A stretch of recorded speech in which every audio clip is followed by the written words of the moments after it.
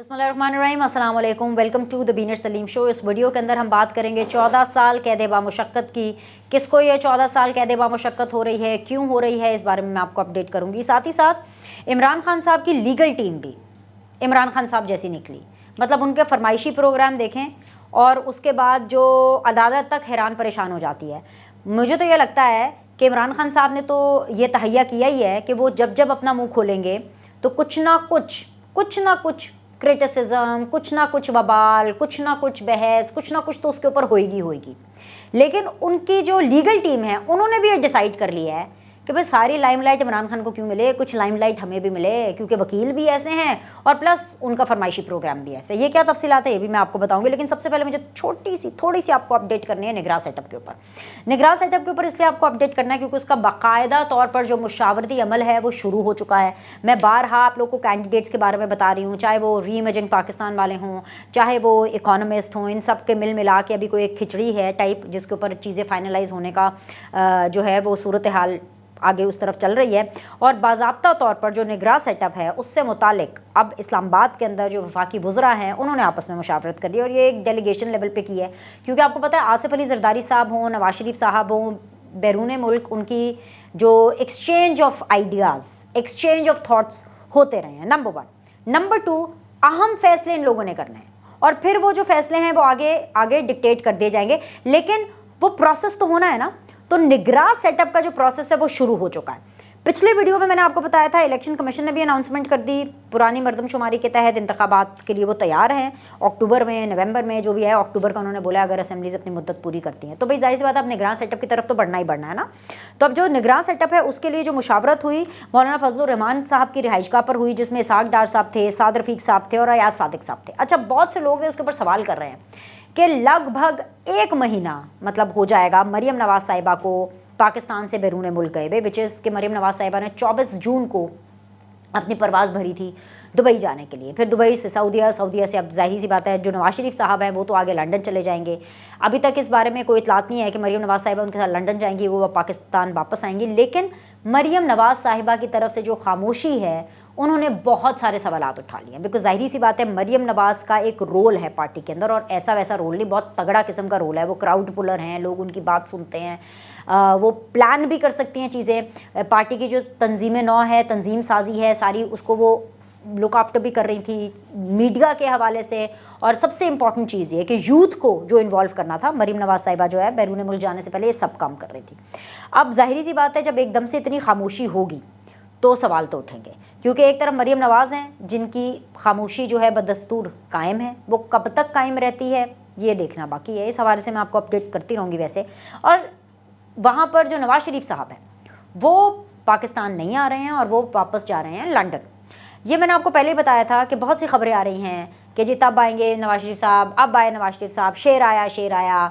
अवैस लगारी साहब ने सर्कुलेट जारी कर दिया, सर्कुलर्स जारी कर दिए, सर्कुलेट करने शुरू कर दिए उन्होंने सर्कुलर्स कि सब अपनी यूनियन से जो है ना लोगों की तैयारी कर लें क्योंकि नवाज शरीफ साहब आ रहे हैं। मैंने आपको पहले ही कहा था अपनी खबर पे, मैं आज भी कायम हूँ कि नवाज शरीफ साहब 16 सितंबर के बाद आएंगे, राइट। उससे पहले कोई सीन नहीं है। अब देखें ना आहिस्ता आहिस्ता आवाज़ें आना शुरू हो गई कि जी हाँ हम नहीं रिकमेंड करते नवाज शरीफ साहब का आना, हम नहीं रिकमेंड करते कि जी वो इस डेट पर आएँ, इस डेट पर आएँ। जाहिर सी बात है जब गुड टू सी यू वाली सहूलतकारी जब तक ख़त्म नहीं होती तब तक नवाज शरीफ साहब जो है वो पाकिस्तान नहीं आ रहे हैं। और ये मैं आपको पहले ही डेट्स बता चुकी हूँ कि वो 16 सितंबर के बाद आएंगे। हैवन सेड दैट, अब ये बहुत बड़ी एक चीज़ है कि एक तरफ मुशावरती सेटअप जो है वो चल रहा है निगरां सेटअप के लिए, और ये मुशावरत नवाज शरीफ, शहबाज शरीफ, आसिफ अली जरदारी इस लेवल पर नहीं हो रही। ये मुशावरत अभी जो हो रही है वो इसहाक डार, साद रफीक, अयाज सादिक साहब, मतलब इन वफाकी वज़रा के लेवल्स पर हो रही है। मौलाना फजलुर रहमान साहब is very much on board, क्योंकि जो शहबाज शरीफ साहब हैं वो हैं जी बड़े बिजी फीते काटने में। उनकी तो इस वक्त फुल टाइम येस है, मतलब जनरल आसिम मुनीर साहब के साथ।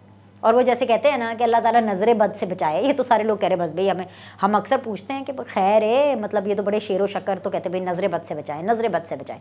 तो एक तरफ तो ये मामला चल रहा है। अब ये जो सारे मामला है ना, वो जो कह रहे हैं ना नज़र बद से बचाए, वो जो बद की नज़र कहते हैं ना, वो बद की नज़र कह रहे हैं इमरान खान साहब को کہ بھائی اس کی نظر سے بچا لیں، کیونکہ عمران خان صاحب تو آپ کو پتہ ہے اس ایجنڈے پہ ہے کہ ابھی ٹوٹے تڑک کر کے، اور یا عمران خان صاحب جو اپنی انٹری ڈالیں، لیکن ٹوٹنے میں، انٹری ڈالنے میں، یہ ساری پلاننگ کرنے میں ابھی ٹائم ہے، کیونکہ ابھی عمران خان صاحب کے اپنے بکھیرے، عمران خان صاحب نے اتنا رائتا پھیلایا ہے، اور پھیکا پانی رائتا، ہر جگہ پہ ان کا رائتا پھیلا ہوا ہے. کہاں سے شروع کروں؟ مطلب میں یہ کر لیتی ہوں ان کی 14 سال قید سے. یہ جو سائفر اس کے اوپر عمران خان صاحب نے کہا کہ جی میں نہیں مانتا، اعظم خان بہت آنسٹ ہے، بہت سچا ہے، وہ میرے سامنے آ کر کے بولے گا. تو عمران خان صاحب کے لیے اطلاع عرض ہے کہ آپ کی یہ خواہش کہ اعظم خان صاحب جب میرے منہ پر آ کے بولے گا تو تب میں مانوں گا، آپ کی یہ خواہش بھی عنقریب پوری ہونے والی ہے. اس کے علاوہ عمران خان صاحب کی ایک اور خواہش جو عنقریب پوری ہونے والی ہے، وہ ہے جیل جانے کی، کیونکہ وہ سب کو یہ کہتے رہتے نا، میں آج چلا جاؤں گا، میں کل چلا جاؤں گا، میں پرسوں چلا جاؤں گا. 14 سال قید بامشقت یہ سزا ہے سائفر والے معاملے میں، اس معاملے میں جس معاملے میں آپ کا ایماندار، آپ کا سچا پرنسپل سیکریٹری نے 164 کے تحت جو اپنا ایک بالی بیان جمع کرایا. میں سن رہی تھی اعظم نذیر تاج صاحب کو. اعظم نذیر تاج صاحب آف کورس وہ لا منسٹر ہیں، قانون کو جانتے ہیں. انہوں نے اسی طرح بولا because it was a classified document گھما دیا، اس کو لیک کر دیا. لیک کرنے کا کیا مطلب ہے؟ میں آپ کو تھوڑا واپس لے کے جانا چاہتی ہوں.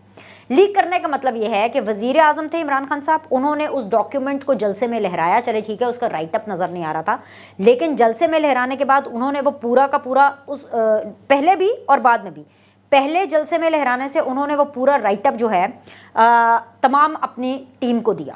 ٹیم ان دا سینس کہ جو ان کے وفاقی وزراء تھے، چیدہ جن کو وہ مانتے تھے، میں نے جیسے شاہ محمود قریشی صاحب ہیں، انہوں نے تو دیکھا ہی ہوگا، اسد عمر صاحب ہیں، پرویز خٹک صاحب ہیں، اس طرح کے ان کے جو لوگ ہیں ان کو پہلے دکھایا، جو کہ آپ نہیں دکھا سکتے. دوسری چیز یہ کہ لہرا دیا جلسے کے اندر، اور پھر جلسے کے لہرانے کے بعد ارشد شریف صاحب، اللہ تعالیٰ ان کو جنت نصیب کرے، جو جرنلسٹ ہیں، اینکر تھے، وہ اپنے پروگرامز میں کلیم کرتے تھے کہ انہوں نے سائفر دیکھا ہے. اس کا مطلب عمران خان صاحب نے ان کو بھی دکھایا. سوال یہ ہے کہ کیا وہ دکھا سکتے تھے؟ تو اس کا جواب ہے نہیں دکھا سکتے تھے، نہیں دکھا سکتے تھے. نمبر 1. نمبر 2، عمران ریاض صاحب، جن کا ابھی تک کچھ نہیں پتا کہ وہ کدھر ہیں، اور خیر بس یہ پتہ چلتا ہے کہ وہ جہاں پر بھی ہیں سیف ہیں، بٹ وہ کدھر ہیں کسی کو نہیں پتا. عمران خان صاحب نے اس کے بعد رات میں کسی دن اپنے کچھ ایسے صحافی دوستوں سے جو ان کی بات کرتے تھے، جو بیسیکلی یوتھیاز تھے، ان کے ساتھ وہ ملے اور انہوں نے وہ سائفر شیئر کیا اطلاعات کے مطابق. اور عمران خان صاحب نے نہ صرف اس چیز کو ایکسیپٹ کیا کہ ہاں میں نے دکھایا، انہوں نے سب کو کہا میں نے جس کو بھی دکھایا. سب آپ نہیں دکھا سکتے. ایک آپ کا بہت ہی کلاسیفائڈ ڈاکیومنٹ ہے جس کو نہ صرف لیک کیا، اس کو گھما دیا، پلس اس کے اندر اپنی لائنیں ایڈ کیں، پھر اتنے لوگوں کو دکھا دیا، میڈیا والوں کو بھی دکھا دیا، اپنے طرف کے جو دانشور لوگ ہیں ان کو بھی دکھا دیا. تو بھائی پھر آپ کیسے بچ سکتے؟ 14 سال قید بامشقت، فل اینڈ فائنل پیریڈ. اب عمران خان صاحب کیا کرنے والے؟ دل تھام کر بیٹھے. میں آپ کو بریکنگ نیوز دے رہی ہوں. عمران خان صاحب نے سائفر سے مکر جانا ہے جب کورٹ آف لا میں جانا ہے، جلسے میں نہیں، سوری جلسے کو تو چھوڑیں، وی لاگز میں نہیں، ٹک ٹاک پر نہیں. وی لاگ اور ٹک ٹاک پر وہ یہی منجن بیچیں گے کہ امریکہ یہ فلانا، یہ سائفر، یہ اس نے دیا، اس نے دیا، جھوٹ لکھایا، سچ لکھایا، وہ سب یہ منجن بولیں گے.